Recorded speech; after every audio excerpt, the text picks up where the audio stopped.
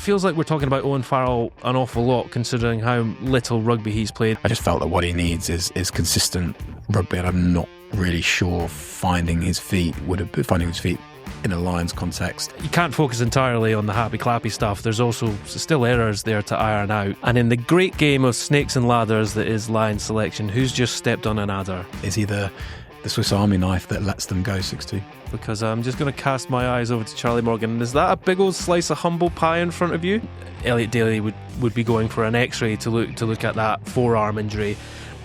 Go.Compare, proud sponsors of the Welsh Rugby Union, are delighted to power the Telegraph Rugby Podcast this summer. Go.Compare is here to support fans on their journey to satisfying insurance. Whether you're looking for the right cover for your car, home or travel plans, get peace of mind knowing you've got an expert by your side every step of the way. So, stop overpaying and start comparing with Go.Compare. Well, how about that? The Lions have got another win under their belt on Australian soil. They're in the black against the Reds, winning 52-12.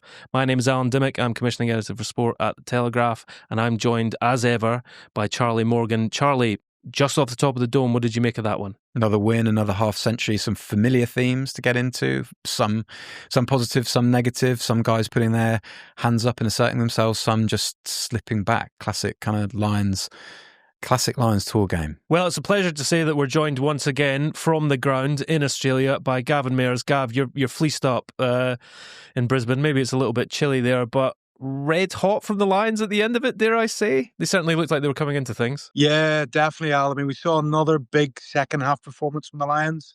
I think a bit like against the Western Force, they were a little bit clunky, disjointed in the first half.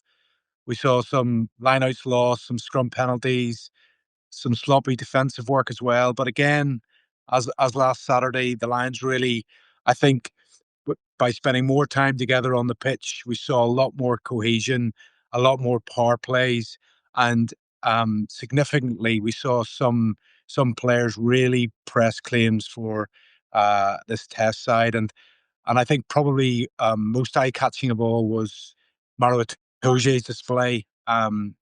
People have thought he would have been a shoo-in for the test side anyway, but after Joe McCarthy's big performance last weekend against the Western Force, it sort of laid down the challenge for Itoje, and he was back to his best tonight. An incredible, towering performance, and it eradicated any doubts, if there were any, that he will lead this side into the first test here in Brisbane in 17 days' time. I must say, I'm so happy that you led with that, Gav, because I'm just going to cast my eyes over to Charlie Morgan. Is that a big old slice of humble pie in front of you? It is, just being obscured by my laptop. No, I'd written in the week that Joe McCarthy's performance against the Force had potentially made it so that Andy Farrell would have to prioritise getting Joe McCarthy in the starting team, and therefore, with the sort of the other sort of subtext to this is that I'm not convinced that Chesham or Byrne are necessarily super comfortable at 6 anymore. So that leaves a lot of really good locks who have been really, some of whom, i.e. Tyg Byrne, who've been really important to Farrell's success with Ireland in a race for that one locking spot. And Maro Itoje was looked a little bit jaded against Argentina, came off, which is jarring. We don't see that a lot, but he was phenomenal on both sides of the ball. We've come to expect sort of disruption in defence at the breakdown and the opposition line out. We've come to expect that from him. But I think in an Andy Farrell side, he also would have had to look really assured in possession. He's certainly enhanced the Lions there, which puts him in such a strong position. So that back row question is a really intriguing one. But actually, Gav, do you think there's sort of you talked about some guys really putting their hands up now to claim line spots, and maybe we'll talk later about the guys that are maybe trying too hard to get a test jersey. But do you think there's a spine of a test team that's becoming really apparent now? I think we're seeing it, Al. I think Jack Conan really, again, was another very impressive performer tonight. He's a big man, heavy ball carrier. And I thought we also saw his finesse and his handling skills in creating one of the tries. Jack Morgan as well. Wow, what he was the official man of the match. Had a few sort of shaky moments in the first half, but incredible, ferocious display at the breakdown, winning turnovers, scoring a great try himself, and we saw a lot of his the defiance that he had to show in a Wales team that was going backwards during the Six Nations. I think we saw what he can do when he's with a pack going forwards tonight. Likewise, I think Jamison Gibson Park again brought some tempo to the game. Finn Russell, most people think he's there, and the other player of note, and fingers crossed he's going to be okay. But Elliot Daly, I thought, was really accomplished again tonight, but worryingly for him, has come off with an forearm injury. We think we're waiting for more news on that, but another guy that is seizing his moment at fullback after Hugo Keenan was ruled out of the match with illness. Yeah, it's an interesting. I was just going to stay with you actually on this, Gav, because obviously people don't always see how the sausage is made. This is a snap podcast. We're doing this immediately after the match. There will be updates to come, although the Lions tend to do it a day after. Andy Farrell did say immediately after the match that Elliot Daly would be going for an X-ray to look at that forearm injury.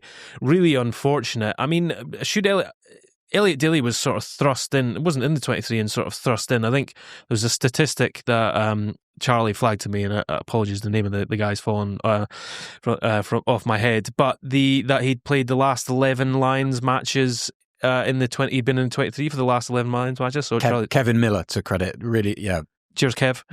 So obviously has a significant part to play for the Lions. Should he have even been playing in this match? I think there was really no other option. I mean, Marcus Smith just didn't look comfortable at fullback, and I think really that Andy Farrell is not one to sort of wrap people up in cotton wool. He keeps talking about this is touring, this is the challenge, we've got how many games in how many days.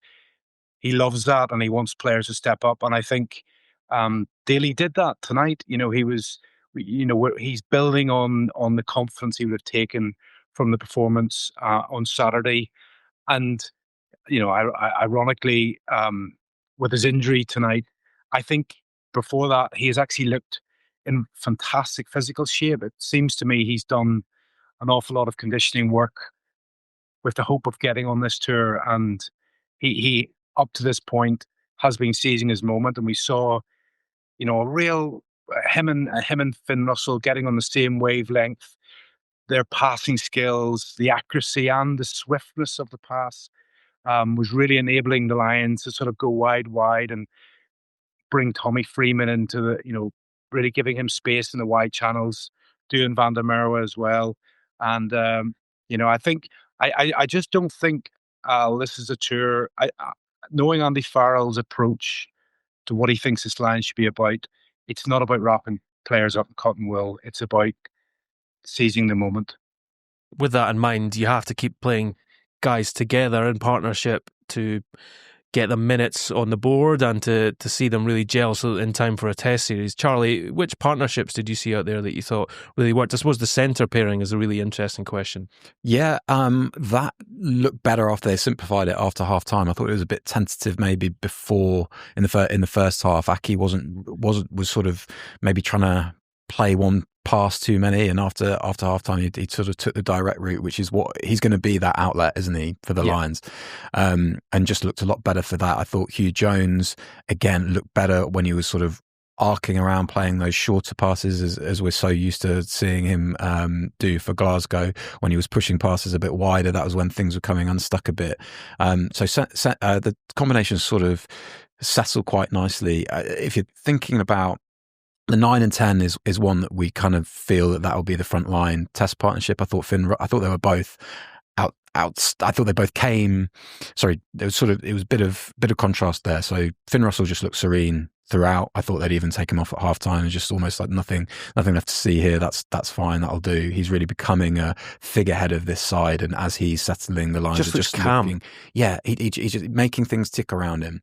Jamison Gibson Park looked like a guy who's had a little injury hiccup because there was uncharacteristically scruffy knock on the base of a ruck early on, wasn't there? He got harried at the base of a ruck from a restart. He was involved in that restart mix-up with Conan. But after that, just looked serene, came on strong, finished really with a lot of class, and looks like the front runner there. Now, Gav, such a pro that you are going to have to jump off this chat to immediately go and file a fantastic piece that everyone should come to Telegraph Sport to read in the aftermath of this. But I'm going to leave you with one question.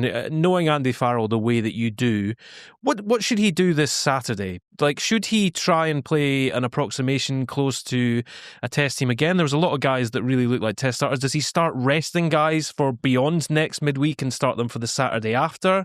What would you do? Because you did say that he wouldn't wrap guys in cotton wool, but there are some fellas that are already racking up the minutes here. So, Al, I think one of the significant changes that Farrell is probably going to implement on this tour is I think you will see the guts of the test side playing next Wednesday, a week today. Right, okay. So rather than the traditional moving to the Saturday side, the side that everybody normally wants to get into, I think this Saturday coming will be effectively the last trial, second last trial, to squeeze your way into that Wednesday side. But I also think in that same sense, the game next Saturday week's time, there will still be an opportunity for players to force their way in. So you're going to see, I think we will see a lot of the test side combinations play next Wednesday, but he will definitely leave the door open for someone, as we saw in 2017, when Elliot Daly and Liam Williams forced their way into the test side for the performances in the midweek game. I think it's just going to be flipped on its side this time, where the main test side will play next Wednesday, but the door will be left open for those who may seize their moment, and particularly if some haven't played as well as they could do this time next week. So we are in for fascinating 10 days as this whole test side, the combinations of 23 come together, and just hope that we don't have any more injuries. Fantastic. Gavin Mairs, everybody, from Brisbane. Thank you for joining us, mate. File on. Cheers, Al. Okay, Charlie, jumping off the back of Gav, obviously we're seeing some test starters emerge. It feels like there are some guys that are still in the mix. Maybe there's a few guys that are sort of writing their chances off a little bit, and we'll get into those later on. But you can't focus entirely on the happy clappy stuff. There's also still errors there to iron out. Firstly, this Lions team has got to pretty quickly stop being a second half team. Yeah. They're just gonna have the depth and the quality comparative to these state sides and sort of other scratch sides to pull away. And in that respect, it was really similar to the Force game. In the same respect as their first two games, now there have been negative common threads in being a little bit over ambitious The kickoffs with the ball and the restarts, a little bit of set piece inaccuracy. The pushing the passes is quite interesting because, again, this is so different to what we've seen on previous Lions tours, and is kind of very reflective of the way Andy Farrell is as a coach. With that intricate attack and wanting that to bed in. The question will come at the tests and whether he pushes through those teething problems and trusts it to come right, or he just pares it down a little bit. And it's difficult though, isn't it? Because those are the things that win test matches. And it seems, from a very refreshing point of view, that he is saying, keep going. Don't worry about doing them, just do them well. You better do them well. Yeah, but on the flip side, we spoke earlier with Gav about Bundee Aki, and just if his role is really refined, notwithstanding the kind of the poorer opposition than they will get against Australia. I think some players it's almost better to just give them that really refined role. And you're the guy who's getting us go forward, for instance. They really, I think when push comes to shove, maybe for the first sets, if they pick Genge, McCarthy, Conan and Aki at 12, that's a lot of go forward that they're going to get. So they should have impetus, quick rucks to play off. So that's all gonna come through eventually. It will be a case of how much rope Farrell gives them to play with. I think the signs are that he's gonna keep that up and give them a bit of freedom. It's interesting with Aki because I think he might get a little bit more rightly so, actually, to be fair, more leeway to try a couple of things than others. I mean, there was a couple of offloads in that match where he really was forcing it, try to shovel it onto a bloke who was standing right beside him. Yeah, that try that he scored in this that came in the second half, he ran it up the guts, and it was even just a hint of a shimmy of I might offload, but didn't, kept hold of it, went more direct, and you just said at the time, that's more direct, that's what you want. Yeah, there's a little bit of tentativeness, I thought, in the first half. There was one of the spills you're talking about there was from that 4-man pod from a goal line dropout that we've seen them play in the first 2 games. Played it again, pushed a pass to Curry. Curry was crowded out. There was one, poor Will Stuart got an absolute howitzer from about a metre away, didn't he? When I think Aki was looking to go out the back potentially to Daly. So that's the Lions going a little bit more lateral than maybe was needed. And then when they when they narrowed things up, but they narrowed things up after maybe running a really interesting interview at halftime John Fogarty, the scrum coach, gave, where he just hinted at the confidence that the Lions had that the Reds' legs had gone. And so maybe that's a little bit of planning to go wide early in the first half, and then just make sure that they're really secure, really there's a lot of thrust about them later on in the game. Gibson, Park and Russell, if we're all to believe this narrative that those are going to be the starting halfbacks for this. And it's really interesting what Gav said there about how the more of an approximation of a test team is likely to what we'll see at midweek, whereas traditionally we may have seen that on Saturdays to mirror what the test schedule will be. Really interesting to see what that will be next midweek match. With that in mind, do you think that it's now just time in harness? Because there was a bit of rustiness there. Gibson Park, just off the top of my head, I can remember him sort of under pressure from a kickoff, kicking one straight out and pretty much straight up in the air. He was guddling the ball a little bit. There was a knock on at the start. But then as we got into the test match, well, I said test match there as if it was a test match. He started to play more like it was a test match. There was a quick tap and go that he sort of eased his way into the game. And you just got to have confidence that players like that will do it. You imagine that we'll see more time in harness between him and Russell? Maybe, yeah. And I think that's why this is the Wednesday game against the Brumbies that is going to be earmarked as the test accommodation. It'll be interesting to see how long those two, if they do start together, how long they stay on for, because they only had 51-ish minutes, I think, together. And when they're both taken off together with the Saints pair coming on, Mitchell and Finn Smith. So, yeah, I think whether they do start against the Brumbies and how long they do stay on for, it seemed to me that it was like, right, that's a 50-minute refresher. In Gibson Park's case, in the case of Russell, he started, hadn't he, against the Force and gone an hour. So two starts in whatever it is, 4 days. So yeah, there were reasons to take them off early. It almost seemed like a box ticked, but they'll get a more thorough workout, I would imagine, against the Brumbies. Okay, let's get into our regular section of who's up and who's down. Firstly, we've touched on a few people, but who really caught your eye? Who do you think's actually on a pretty good trajectory right now? Oh, I've mentioned Russell. I feel like I've bigged this guy up for about 18 months solidly, but Tommy Freeman, another early spill, would have been a sort of maybe a couple of spectres of that Argentina game where uncharacteristically he pushed a few offloads that weren't coming off, and he was sort of maybe the epitome of just maybe overplaying a little bit when the cohesion's not there quite, but he responded to that and was excellent. Actually, after the Reds' first try, he did what he did so well, chased a restart, won it back. He's going to be a huge part of that restart battle. I think I would imagine he will be stationed to mop up a lot of ball there and to be really to be a target man almost when the Lions go to the air themselves.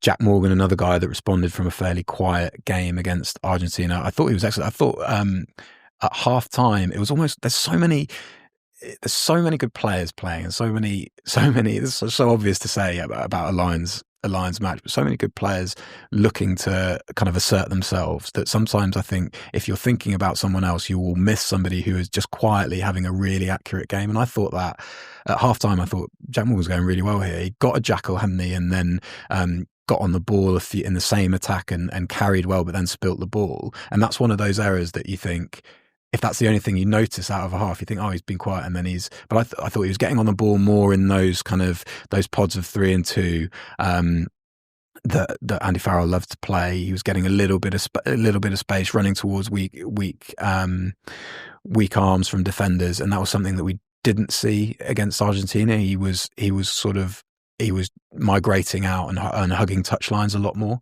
He got himself involved a lot more in the first half, and then as the Reds tired, he was exceptional. He got one jackal turnover in the first half, and then 2 in the last 5 minutes. I think the last one in the 79th. At the exact time when it looked like they were choosing the man of the match, which is always very fortuitous, very handy. Yeah. And in the great game of snakes and ladders that is Lions selection, who's just stepped on an adder? Who do you think's going down a little bit now after that? I always wondered whether Duhan van der Merwe was a Andy Farrell sort of winger. What do you mean by that? Just because the guys that Andy Farrell picks, and that might just be out of necessity given the player pool in Ireland, are guys that just bolt off their wing. He likes to call it sort of that messy attack, where so Matt Hansen and James Lowe just so palpably do that. And if you look at someone like Tommy Freeman, absolutely would be more comfortable at that. Blair Kinghorn and Elliot Daly, if they're going to play on the wings, really comfortable doing that.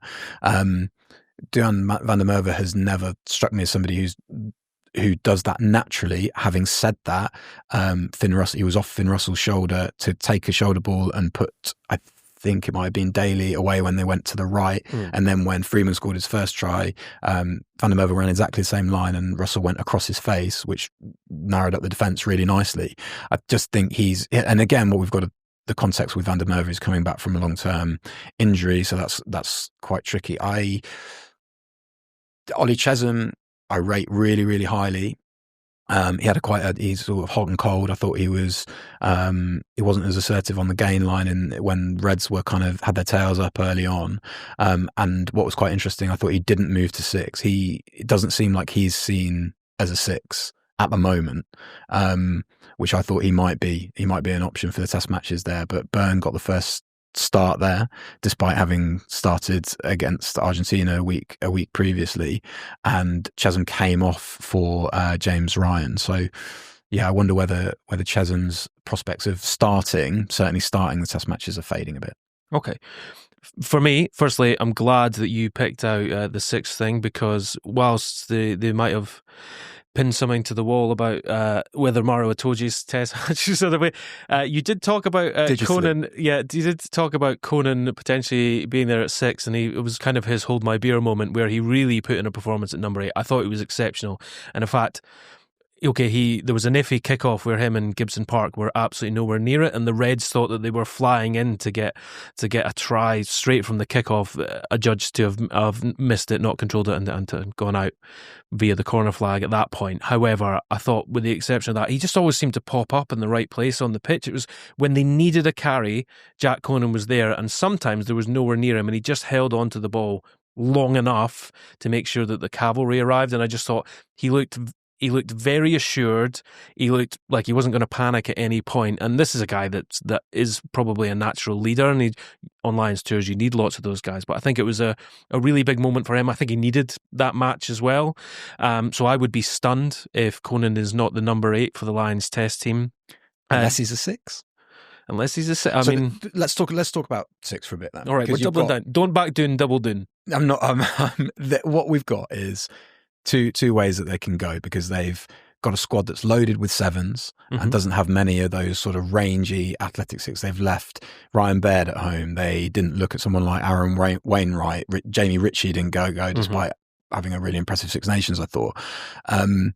So at 6, they can either go with a hybrid, one of the locks they've got. So the candidates there would be Ty Byrne, who's the one guy that's done it in the game against the Force. Chesham, who's doing it less and less, as we spoke about last time. Itoje, who hasn't done it since 2022. Scott Cummings, doing it less and less. And then the other way to keep a bit more, to have a sort of more mobile pack, is Tom Curry has now looks like he's seen as a 6 in that company in test matches, etc. Or Jack Conan finished the last game at 6 with Henry Pollock at 8. So I guess the speediest pack that they could get, while keeping a bit of line out and while keeping a bit of punch in the carry, is by having either Conan or Curry at 6 and then having Earl or Pollock at 8. That's what's in my head. It's either a hybrid at 6. Of course, they can mix that up during a game. With the sort of configuration of the bench. But I guess the 6 is always the key to balancing a pack, isn't it? And yeah, to go back to my maybe it's a brain fart now, but it certainly looks like a brain fart now with how well Itoje played. But I just thought that with McCarthy offering assets that they don't have anywhere else in the squad, that it was going to be that one position that Maro and a whole host of other players like playing were competing for. But Itoje certainly has that position. You've buried me in context there. You've explained yourself well. Yeah. I get it. Time will tell. I suppose a lot of it depends on who the Wallabies go. I mean, there's some question marks over the fitness of Rob Valetini and Will Skelton at the moment, for example. It's interesting because I think a lot of it will be dictated about what the Wallabies look like as well and how you take on that pack. Because if you feel like you can bludgeon them, then why would you not do that? But if you feel like you have to run around them, then that will dictate selection, particularly in a position like 6. Yeah. Right. Let's go down the chute. I think you touched on Duhan. It's not a person, but kickoff reception is still bug ugly. Like it's horrible. And Andy Farrell was laughing about it after the game, but he will be concerned now with the amount of games that we are into this tour that is still a thing where we can't just even someone just go, I'm going to swallow this. Now that'll be time in the saddle. You look like you've got a point to make on that. I know only to agree with you and say it's almost at the point where it looks like a bluff. It almost looks so bad that are they saying, hey, Joe Schmidt, look how bad we are at this. Because they were gaffing it in a different way this time. It was the deeper ones that are normally. So Conan took a few and looked pretty robust, and they actually put away Van der Merwe, didn't he, in the second half when sort of defence pincered on him.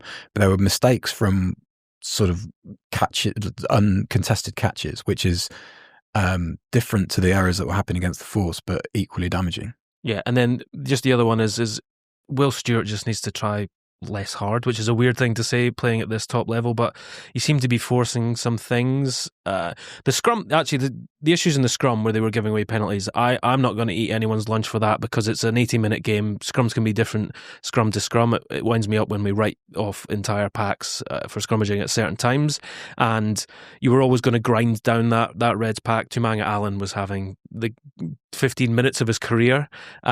Let those guys have it because you will eventually get on top, and that is what transpired in this game. But it's the silly penalties. It's the I think he came off the pitch with 3 official penalties given away, and he was just trying too hard to try and snaffle ball and make an impression. And I believe it was you that said to me actually that if he's on his second Lions tour, he's not performing like that. He's just worried about doing his job to the best of his ability and not chasing things. And that's the kind of thing that will maybe be ironed out over the next game. But certainly he seems like he's handed the initiative to Finlay Bealham at this point, so it'll be really interesting to see how that pack goes, because also particularly Genge and Bealham seem to have really struck up a dynamic together, and those guys came off the bench together, and it'll be interesting to see if they have stolen a march. Good choices lead to great moments, like when a clever dummy pass leads your team over the try line to victory. Making a savvy move and finding the insurance for you can feel like a win.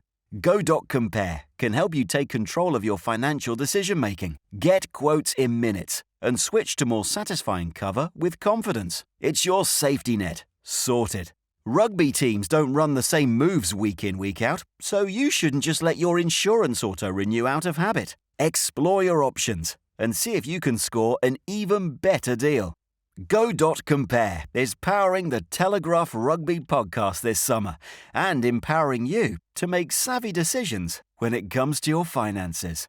Okay, England have touched down in Argentina ahead of their 2-test tour. Charles Richardson has followed them out there. Hopefully not too heady with red wine and steak at this point. You got to pace yourself, Charles. It's a long old tour. He had a sit down with head coach Steve Borthwick and talked to him about the decision to select 2 captains, Jamie George and George Ford. He also had a bit to say about a former England captain. This is what they had to say. The obvious choice, they are both phenomenal, great leaders, fantastic players.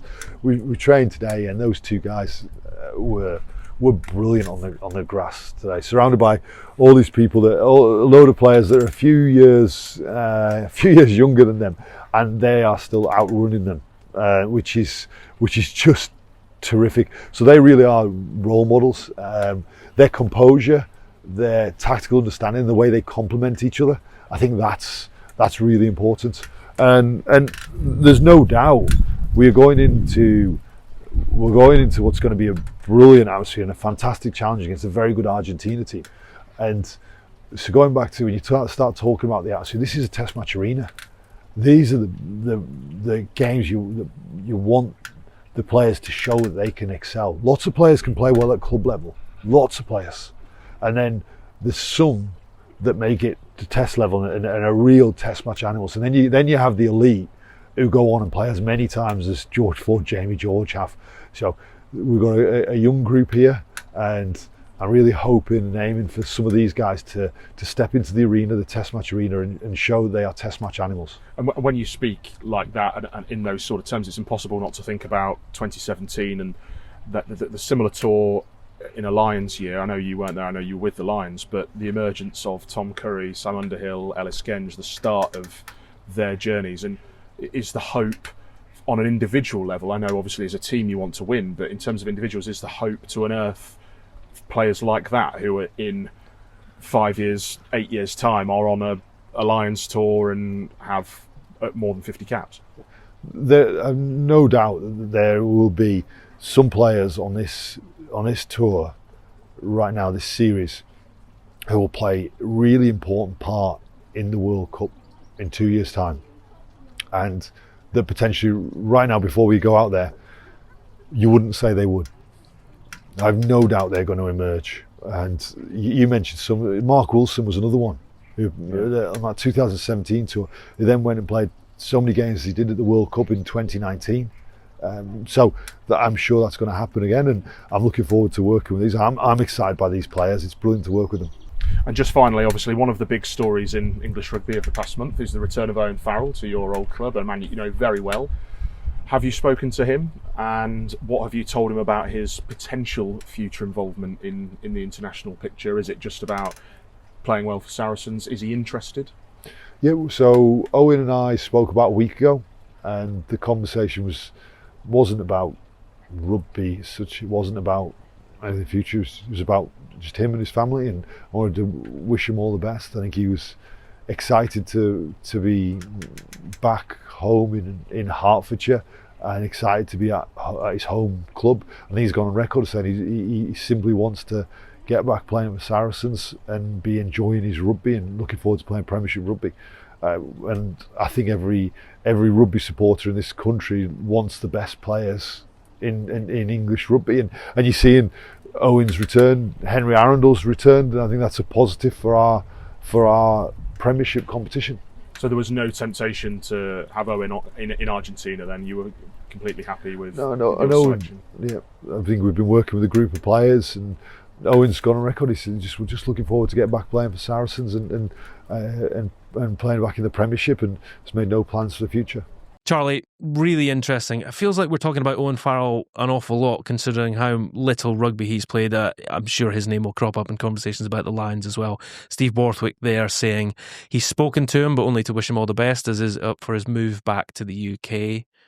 Would you read into that? Do you think that we'll be hearing an awful lot more about him in a rugby set, in a test rugby set? I hope not until next season, until he's sort of had 6 months kind of going well, at least for going well for Saracens. There's a bit to figure out at Saracens what his role will be within that side, whether he comes straight in and directs things as he did for years and years before that year at Racing 92. That year at Racing 92. Which can really knock a guy a season like that as well. Yeah, he was struggling a bit with injury in his last year at Saracens. If you remember, that semi-final he basically played on one leg, and those problems clearly carried on into and really disrupted him at Racing 92. If you think about how Owen Farrell plays, I think he does a lot of off the ball running. That's in defence and in attack, and if he's hampered a little bit, it can really kind of damage how he goes about things. I think he just has to get back to a little bit of form and get back to playing consistently, which for several reasons at Racing just wasn't happening. I think that's what Steve Borthwick is kind of respectfully alluding to there.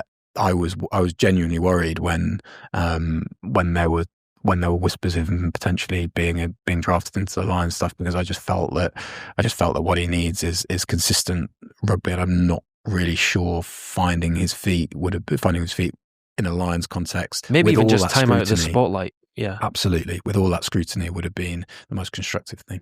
Now, and you can read this full interview on Telegraph Sport as well from Charles. one of the things that was discussed in it was Borthwick talking about uncovering test match animals. Tours to Argentina for England tend to be quite fruitful in terms of doing that. We're talking about previous Lions tours, and the names like Genge, Curry and Underhill came up from previous England tours, guys who went to Argentina and really stepped up to the mark, and now look at these guys today. England will be hoping to uncover some of those guys. Are there any names out on that tour that you really want to focus in, that you're really interested in seeing how they go in a test match setting, maybe away from a huge amount of scrutiny? To go back to 2017 a second, Curry and Underhill, not only they emerged and then remarkably rocketed into what was a frontline combination that beat the All Blacks in a phenomenal World Cup semi-final. So that just goes to show how much these tours during Lions tours can change the kind of outlook of a side and really enhance crucial areas. And if we stay on that theme, I think England going there without Fraser Dingwall, without Ollie Lawrence, makes centre really, really exciting. And there they've got Henry Slade as a sort of elder statesman. He was a hand on the tiller, if you will. And he was in a similar role in 2017, albeit sort of a lot younger. George Ford is kind of in the same role again. He was a hand on the tiller in 2017. He's a hand on the tiller now. But outside him, it will be really interesting to see who gets a crack out of. There are a few options there. Oscar Beard went well at 13 for England Day against Australia in November. You've got Luke Northmore from Harlequins. But I'm particularly interested to see who gets a crack out of Seb Atkinson and Max Ojomo. I think they're both really, really interesting talents. Both have similar attributes in that there's a lot of poise about them at the gain line, lots of kind of deceptive power. Ojomo, just a little bit eye-catching, maybe a little bit more swaz about him. He looks really confident. It is now a lot of confidence about him. He's a lot of fun to watch. Obviously, though, there will be the spectre of this Lions tour. It's an awful long distance to travel, and at the moment, when, for example, we don't know what's happening with Elliot Daly at the moment in terms of injury, potentially the Lions might have to call up someone else in the back line. England needs to be prepared to lose players for tours. I imagine that they'll be wanting as much time in the saddles as possible. Is there anyone in this England squad that you or do you think that the age profile of this team, the experience profile of this team, lends itself more to actually these guys are just going to get time together in Argentina? I do. I think the latter. But lest we forget, 3 of them have already been with the Lions. You had Jack Van Portfleet covering at 9 before Ben White justifiably got the call out to be cover for Thomas Williams. Jamie George has been out as training cover, and I guess would be the next hooker off the rank. And Asher Opoku-Fajor, name checked by Fogarty when the coaches were announced. They like his versatility, they like his strength, and interestingly now he's with England seemingly as an out and out loosehead, which is where they see him. Well, having said that, Borthwick sees the ability for Opoku-Fajor to swap sides very, very valuable. So I would say those guys, George Ford, probably one to highlight as well. He's one of the co-captains with Jamie George, and he's going to hit a century as well. He's going to hit a century. If a 10 goes down out with the Lions, he would be a guy who could slot in, not be sort of overawed by. Or even though he hasn't been with the Lions before, you wouldn't think he'd be overawed by the responsibility of sort of being in and around a test week and building up to a high stakes game against Wallabies. And just very quickly to wrap up this on England and Argentina, which should be a fascinating tour and worth keeping up to date with us on that throughout. We should hopefully be getting more dispatches from Charles whilst he's out there. 5th side in the world, defeated the Lions recently, really on the up, have taken big scalps. Felipe Contapome seems to be doing a great job with them at the moment. In terms of learning, what do you think England should expect from Argentina? And do you think that having never lost a series to Argentina, that there's things to fear, or do you think that actually this is a great chance to try and bring some of these guys on? There's certainly things to fear. They wouldn't have been favourites, I don't think, in 2017. I don't know off the top of my head, but they went there with a lot of youth as well. Guys like Nick Ezekwe, not just Curry and Genge and Underhill. They had guys like Nick Ezekwe, Jack Mwanda got a couple of minutes at scrum half, Denny Solomona on the wing. So they were sort of bringing new players through as well. I think there's a steel and a confidence about Argentina under Felipe Contepomi.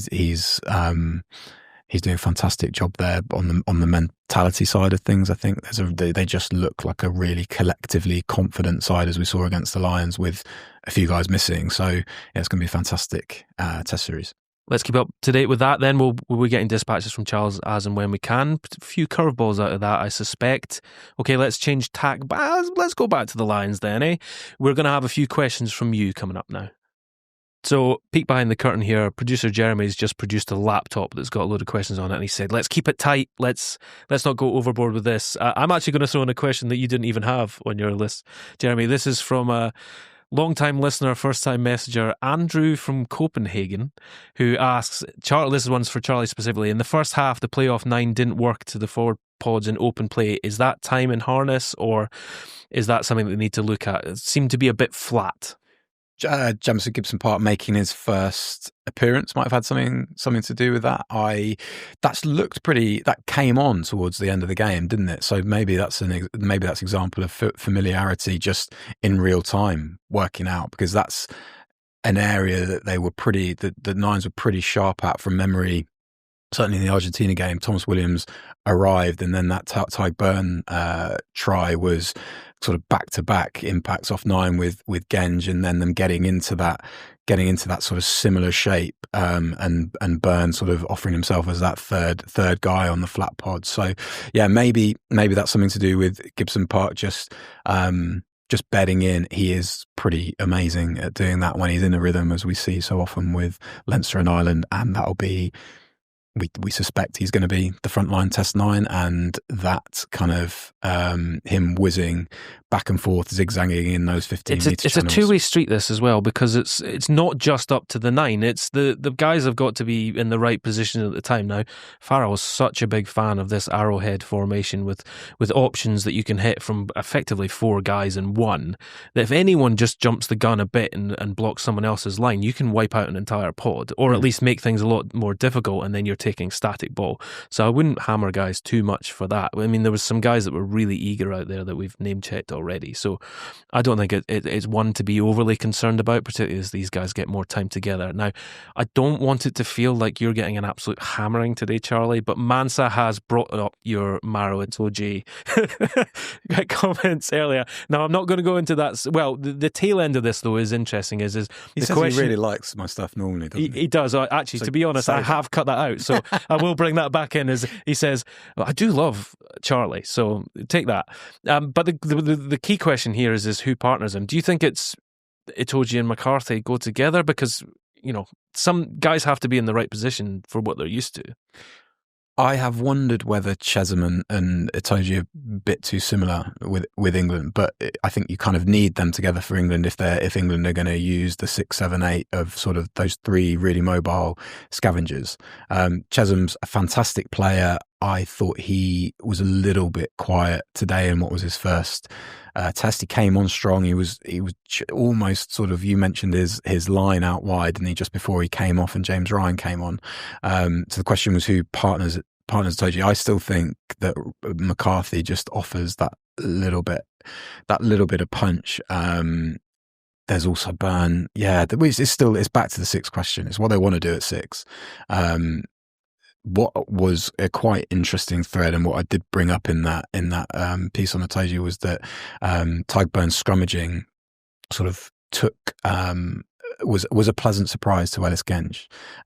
So he sort of shoved above his weight in there, which is something you can never tell. The only person that knows that is the prop who's there, and really cool little insight in the In-House Lions documentary. So Burn is in such a strong position, either just because of the familiarity he has with Farrell, how he's turned up for Farrell.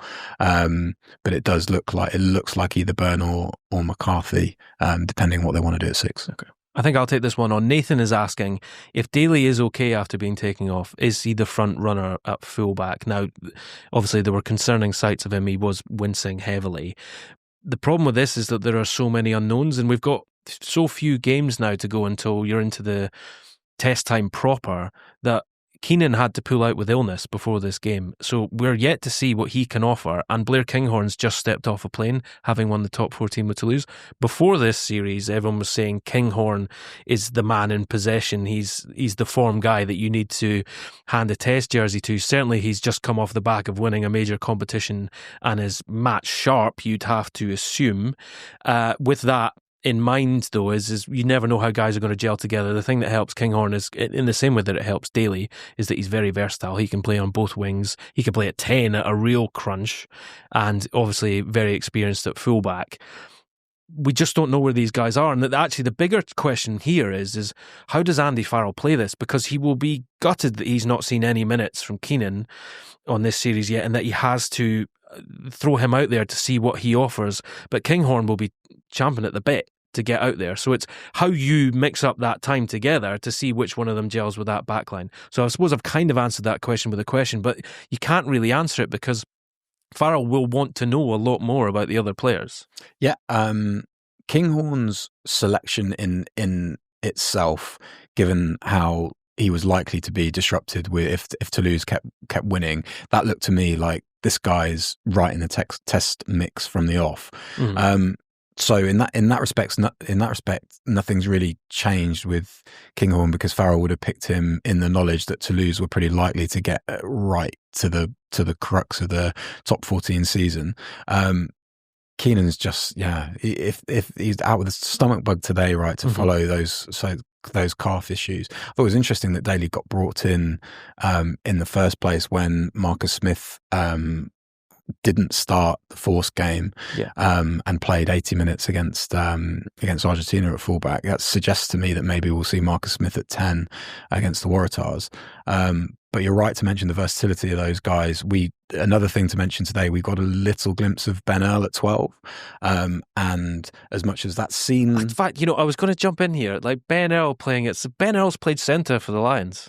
Ben Earl's played centre for the Lions. He's played there for England. He is a viable option that makes a 6-2 bench work because of that. Now, I've been on the train and that means that you don't necessarily have to have both Tuipulotu and Aki in the same matchday squad, which is what I do at the minute, because I just think Aki is this focal point. I'm not sure they'd want him to stay on for 80 minutes. And they might want to start Sione Tuipulotu anyway. That's one of the big sort of jewels, isn't it? But that versatility, and Kinghorn, if they fancy him at 10, because he's been on the wing for most of Toulouse's big games, right? So he's certainly capable there, certainly capable at fullback. If he started a test at 10 for multiple tests at 10 for Scotland, so is he the Swiss Army knife that lets them go 6-2? I'm kicking myself for not making a bigger deal out of Earl playing in the centre, because it's weird, because I know he can do it. I've seen him do it, and yet in the back of my mind there's still that thing that's a bit like, they're putting the left back in goal because the goalie's gone down with an injury, Yeah. Okay, well, we can talk about all this till the cows come home. There's a lot of bones to pick out of that latest Lions game. You can catch up with all of it on Telegraph Sports website, and newspaper will be coming at you thick and fast, as we say, every week. Next up for the Lions, they're playing against the Waratahs on Saturday. Charlie and I will be back at you with the podcast live after that one. And apart from that, thanks very much for listening. Thank you to Steve Borthwick for putting in the time in the England camp to sit down with Charles Richardson for us. And come back at us next week with even more questions, and we'll try and not gaff too much. Go.compare, proud supporters of the Welsh Rugby Union, is the go-to comparison service for savvy savers. We're delighted to power the Telegraph Rugby Podcast this summer and help listeners make good calls on their insurance, energy, and more. When things get tough, Go.compare has got your back. Get quotes from dozens of insurance providers and compare cover to make sure you're getting the right deal for you. Start your search for satisfying insurance at Go.compare.